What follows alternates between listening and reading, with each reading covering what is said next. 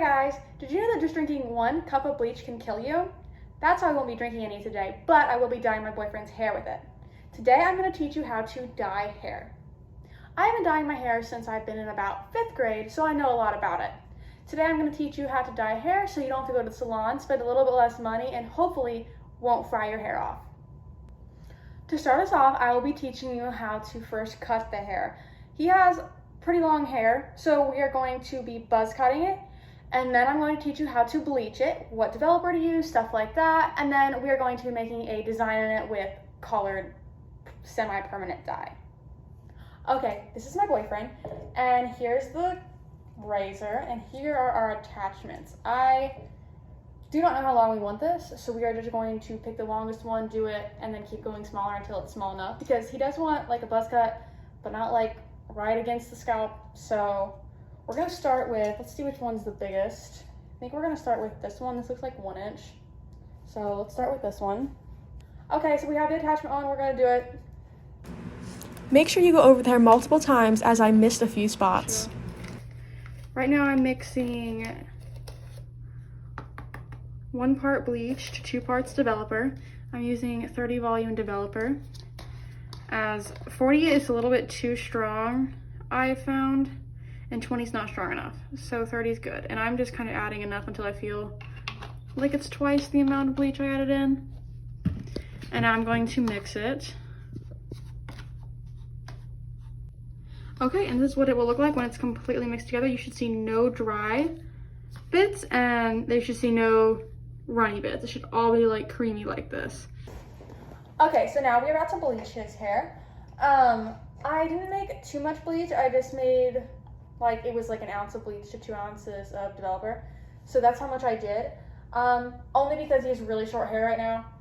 If he had longer hair like mine, you'd probably need like 3 or 4 of these. But we're good for right now, so I'm going to apply this. It's pretty simple applying it. Very different from if you were doing hair like mine, you'd be sectioning it out. So this is really simple. And then I'm going to leave it on, let it sit, and then come back and check. Normally, the max amount of time you want to keep bleaching like this is 40 to 50 minutes. But when you're doing close to the root like this, your scalp has a lot of heat in it. So the heat actually processes it quicker. So because of that, I'm not going to do nowhere near 50 minutes, probably like 20 or 30, because I've noticed with my hair, when I'm doing just the root, it's done in like 20 minutes. So we're just going to check on it every 10 minutes and see where we're at. Okay, so he's washing it all out right now, and you're just rinsing the bleach out and then going to use shampoo, and that's going to make sure the bleach stops activating so it's not bleaching anymore, and then we're going to blow dry it. Okay, so this is it blonde. It is yellow, so we bought some toner, so we are going to try that on it. If it doesn't work, we'll give up. So let's go do the toner real quick. Okay, so to do the toner, we are going to use Wella T14. This is for pale ash blonde. I'm just trying to cancel out the yellows with the purple tones in this. And you mix 1 part of this to 2 parts of the developer. I'm using 20 volume developer. 30 is a little bit too strong, 10 you can use as well, but I want to make sure it works, so I'm going to use 20.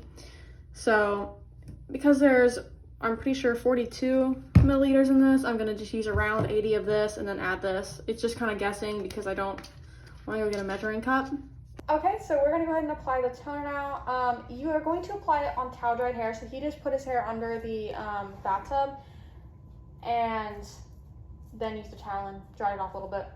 But it has to be wet for it to activate correctly, apparently. I don't know, I just like to do it on wet hair.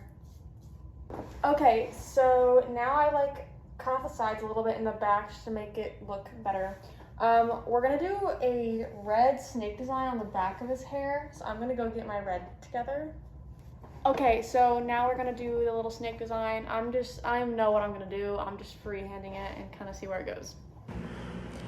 I did go ahead and draw out a snake ahead of time. I drew 2 different ones to see which one he liked better, and the one I chose I'm doing right now. Okay, so I got the snake in, we washed it out. It's still wet, but this is what the snake design looks like. It actually didn't bleed, so that's good.